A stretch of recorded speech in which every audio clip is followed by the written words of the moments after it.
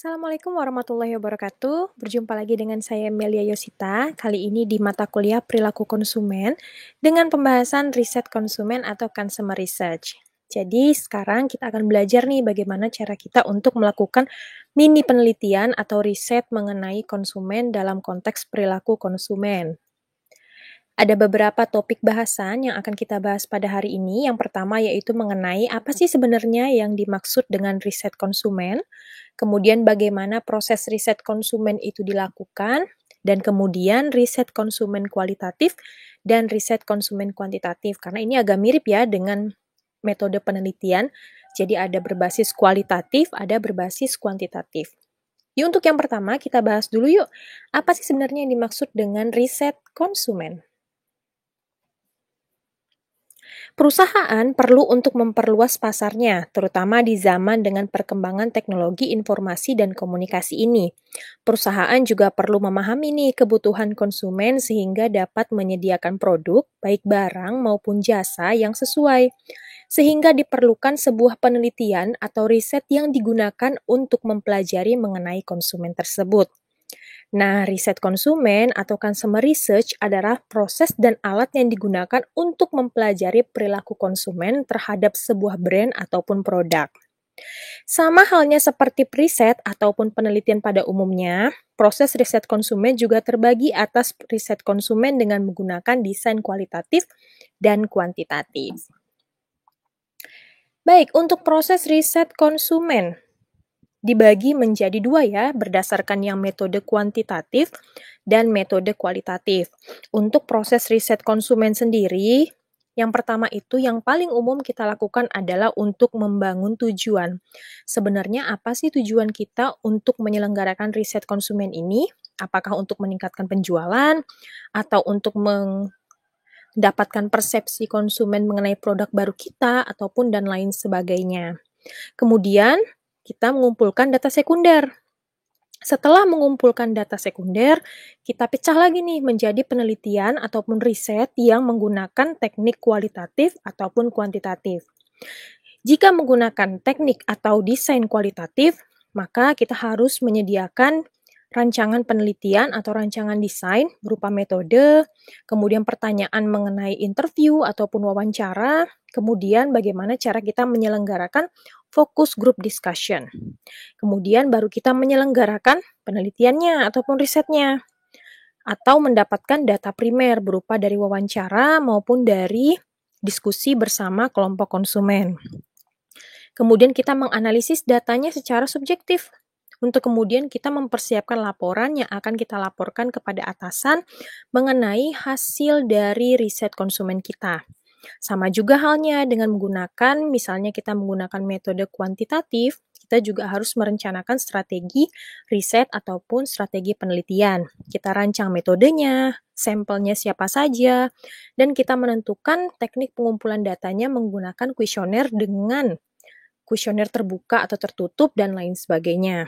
Kemudian kita mengumpulkan data primer, dan akhirnya kita menganalisis data menggunakan teknik statistik ataupun bantuan dari software, dan mempersiapkan laporan yang akan kita laporkan kepada atasan mengenai hasil riset konsumen yang sudah kita lakukan.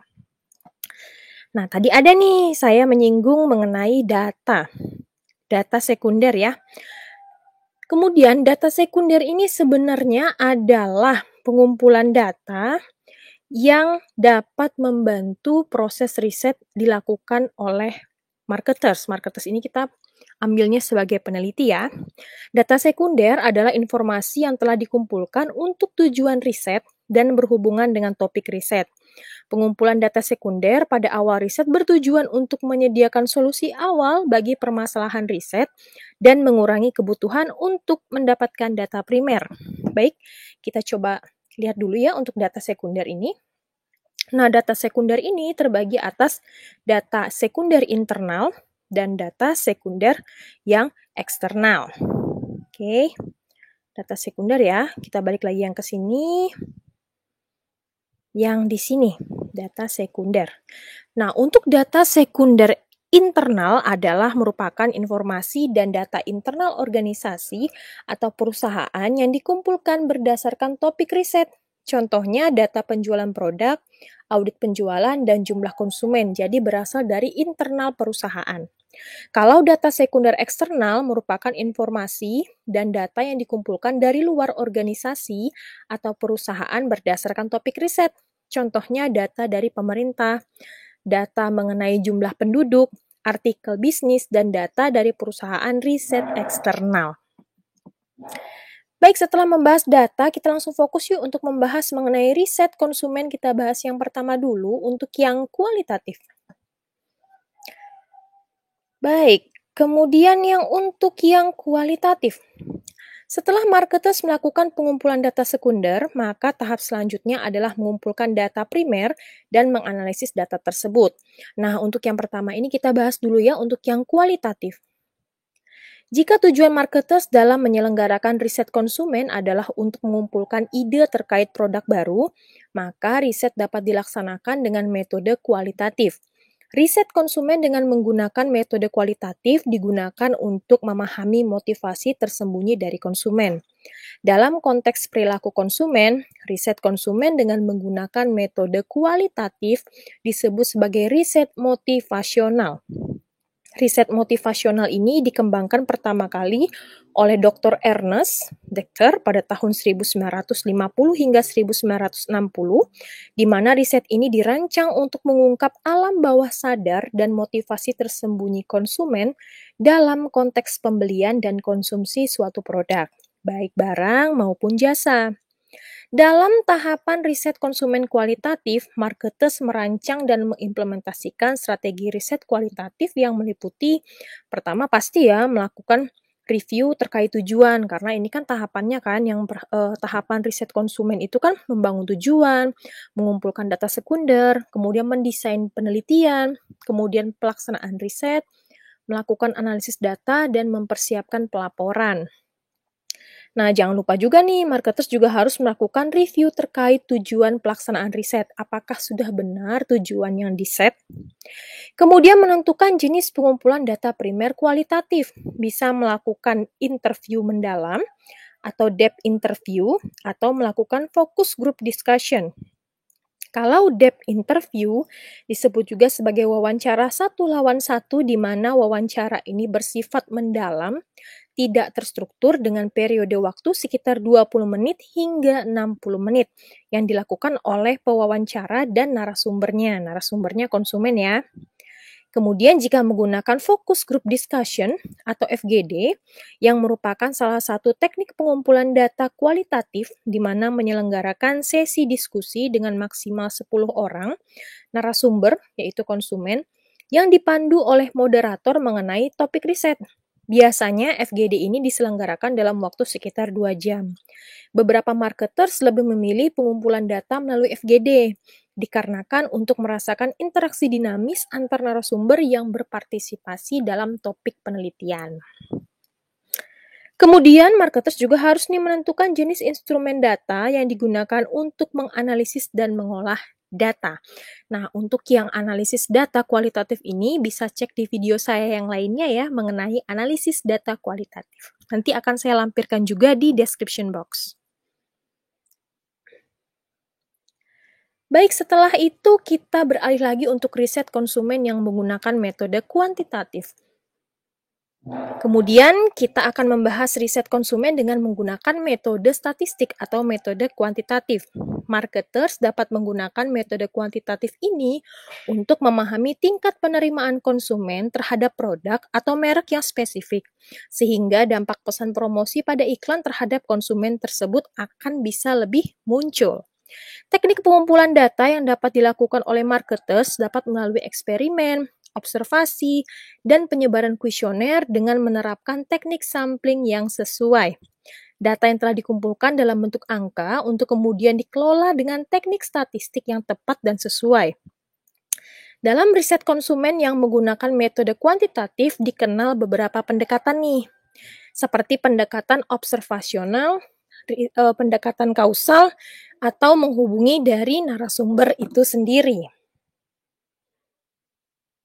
Dan jangan lupa juga untuk prosesnya sama ya, yaitu membangun tujuan, mencari data sekunder, merancang desain penelitian, melakukan riset, kemudian menganalisis data secara objektif dengan menggunakan alat statistik atau teknik statistik yang tepat, dan mempersiapkan laporan yang akan dilaporkan oleh atasan. Nah, kita balik lagi nih untuk pendekatannya, yaitu merupakan pendekatan observasional. Merupakan salah satu pendekatan riset konsumen yang menggunakan metode kuantitatif di mana marketers meningkatkan pemahaman mendalam mengenai hubungan antara konsumen dan produk melalui kegiatan observasi saat konsumen tersebut melakukan proses pembelian produk atau saat konsumen mengkonsumsi produk tersebut. Contohnya, marketers menggunakan teknologi untuk menganalisis dan memantau proses konsumen dalam memproses suatu informasi produk.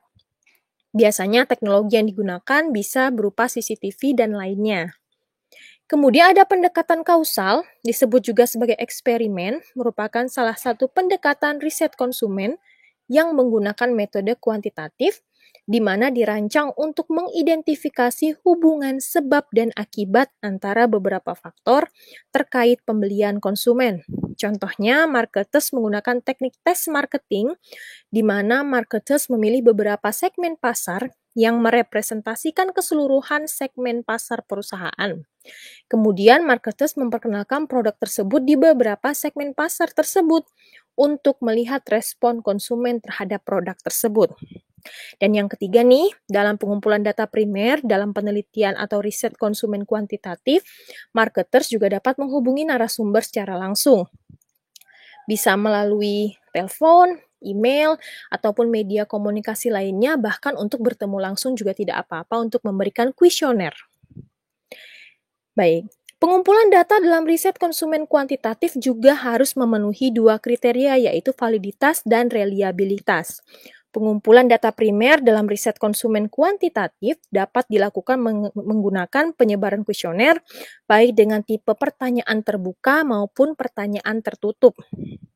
Perlu dipahami bahwa dalam riset konsumen, baik metode kualitatif maupun metode kuantitatif, marketers harus menentukan teknik sampling yang digunakan. Siapa nih yang akan jadi sampling kita? Konsumen mana yang akan jadi sampling kita? Yang akan kita ambil sampelnya, karena tidak mungkin untuk populasi kita ambil semua sampelnya. Nah, untuk teknik sampling ini juga akan saya cantumkan video lainnya yang bisa kalian tonton di description box ya, mengenai teknik sampling.